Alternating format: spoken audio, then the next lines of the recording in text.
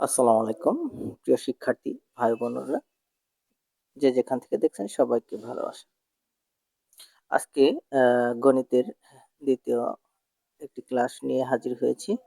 নিয়মিতভাবে আমি গণিত ক্লাসের উপর কিছু তথ্য তুলে ধরার চেষ্টা করব, যা পরবর্তী অ্যাডমিশন টেস্ট এবং জব প্রিপারেশনের জন্য খুবই হেল্পফুল হবে। তো গণিত পাঠের গুরুত্বপূর্ণ বিষয়ের মধ্যে যে বিষয়গুলো আসলে ধারাবাহিকতায় আপনার প্রশ্ন আমরা দেখে থাকি, সেগুলোর মধ্যেই কিছু প্রশ্ন তুলে ধরব। প্রথম প্রশ্ন, ১ ইঞ্চি সমান সমান কত সেন্টিমিটার? এই প্রশ্নটি আমরা নিয়মিতই প্রশ্ন ব্যাংকে দেখে থাকি।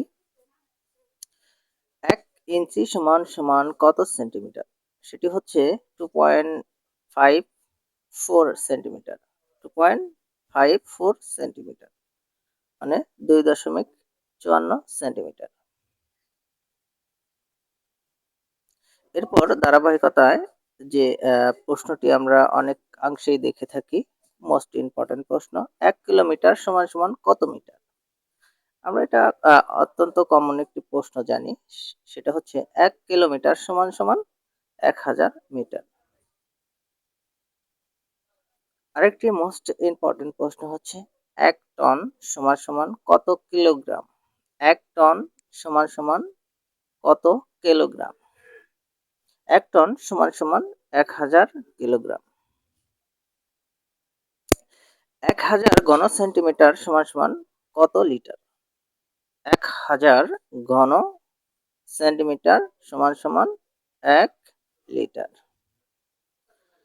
এরপর আমরা যে প্রশ্নটি ধারাবাহিকতায় দেখে থাকি, সেটি হচ্ছে মোস্ট একটা ইম্পর্টেন্ট একটা প্রশ্ন। সেটা হচ্ছে ১ একর সমান সমান কত বর্গ মিটার? ১০০ বর্গ মিটার ১ একর সমান সমান। প্রশ্নের উত্তর। ধন্যবাদ সবাইকে, ভালো থাকবেন।